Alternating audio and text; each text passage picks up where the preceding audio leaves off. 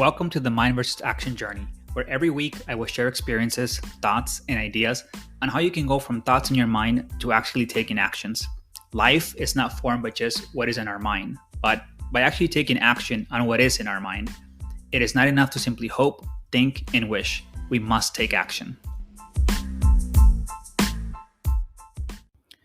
Sure, you can play it safe. Just don't expect the life of those who don't.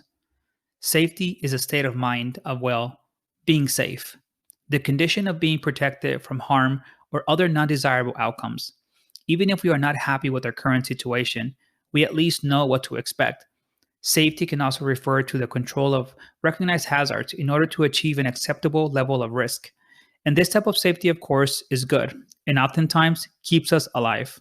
But the kind of safety I want to talk about today is the first one, the one that gives us this notion in our mind of being safe, the one that paralyzes us to the point where we do not seek alternatives to conditions we know we are not happy with.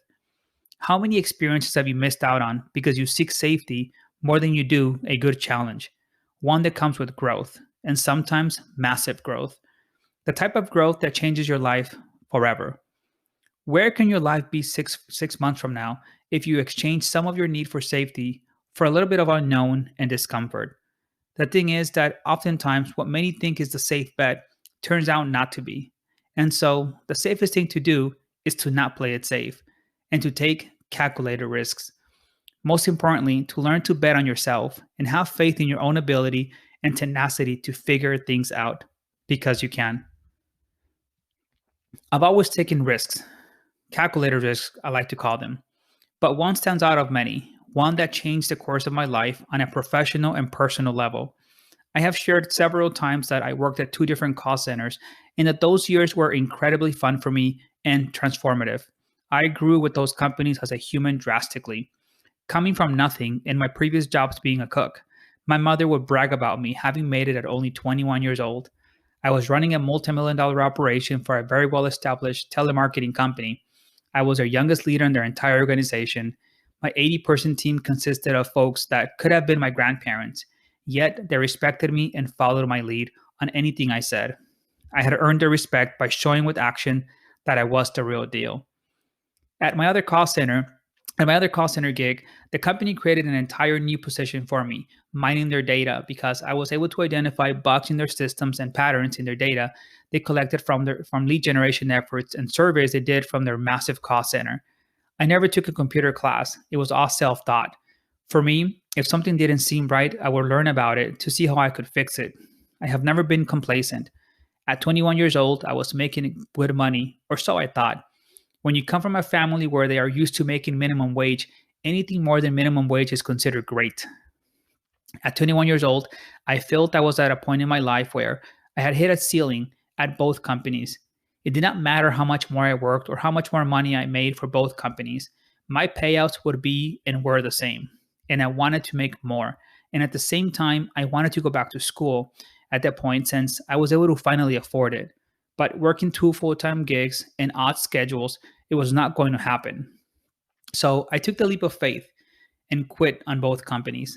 Before I did, though, my mother heavily advised against it. In her eyes, I had made it already.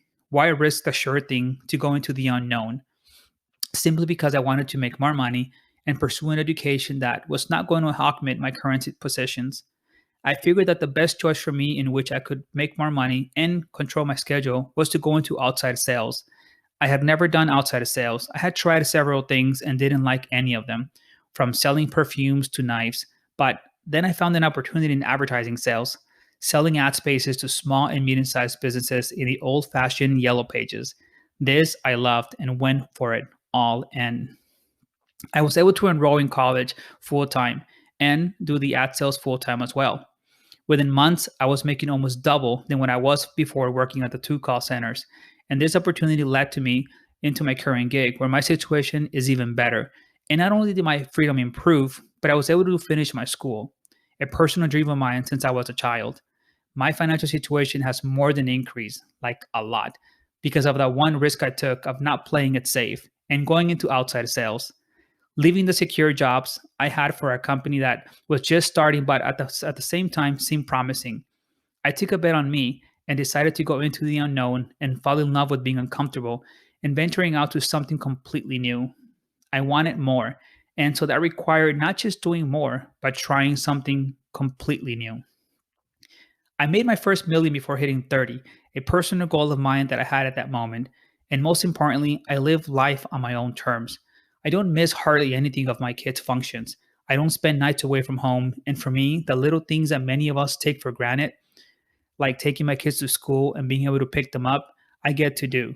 For me, those are the luxuries I seek, the freedom to be able to do these things every day. But again, none of this would have been possible if I hadn't taken the leap of faith in myself and forgetting about playing it safe. I placed a bet on myself, the best calculated risk anyone can take, and it paid off.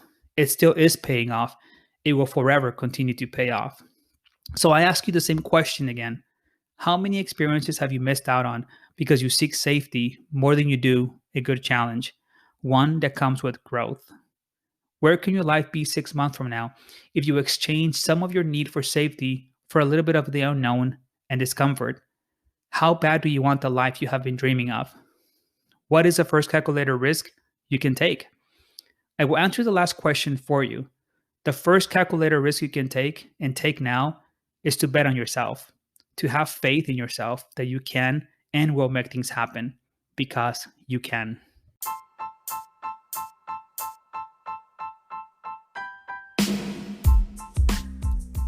Please subscribe to my blog, podcast, or YouTube channel to get notifications when my weekly entry is posted. I promise I will never disappoint. Thank you. Until next time, I challenge you to own your thoughts, actions, process, results, and ultimately your life story. Most importantly, I challenge you to go from thoughts in your mind to taking actual actions on those thoughts, as nothing happens until actions are taken.